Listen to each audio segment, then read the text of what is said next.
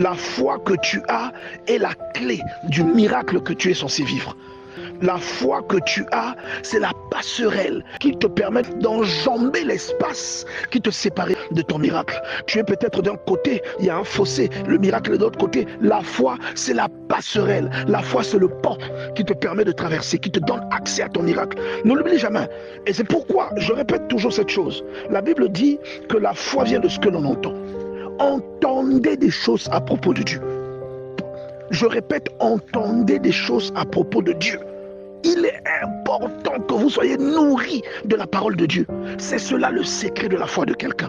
Lorsque vous écoutez la parole de Dieu, bien-aimé dans le Seigneur, votre foi ne sera plus comme elle est aujourd'hui. Vous allez croire en l'impossible. Et c'est même ça, parce que justement la foi, c'est d'espérer des choses qui sont folles. C'est d'espérer des choses qui n'ont aucun sens pour la logique humaine.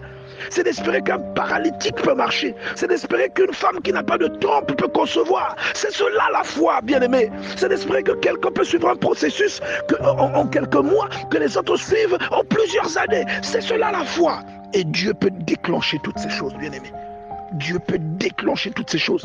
C'est pourquoi aujourd'hui, quel que soit ce qu'il y a dans votre famille, soyez les Jacob de votre famille.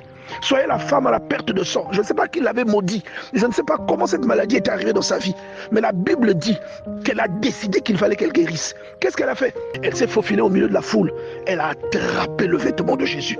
Elle a aspiré le miracle. Ce n'est pas que Jésus lui a dit, ma fille, viens, je t'impose les mains. Non, non, non, non, non. C'est elle. Elle est partie. Elle a attrapé le vêtement et elle a aspiré le miracle. C'est-à-dire, elle a invité le miracle dans sa vie. Qu'est-ce qui a rendu cela possible? Cette passerelle que nous appelons la foi.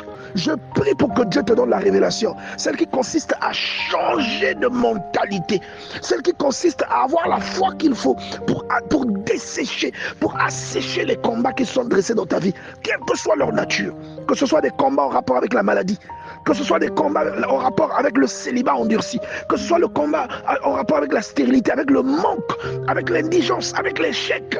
Je prie pour que Dieu te donne cette possibilité de saisir, d'arracher, même là où les hommes ont refusé, d'arracher, même quand ce n'était pas prévu, d'arracher un détour, l'autorisation de faire un détour auprès de ton Dieu.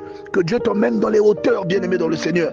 Et n'oublie pas, la clé de toutes ces choses, c'est la foi que tu as en Dieu. La foi est la clé de tout. Jacob savait que son frère avait une rancune vis-à-vis de lui. Écoutez, votre foi va annuler les combats que le diable a déclenchés dans votre vie.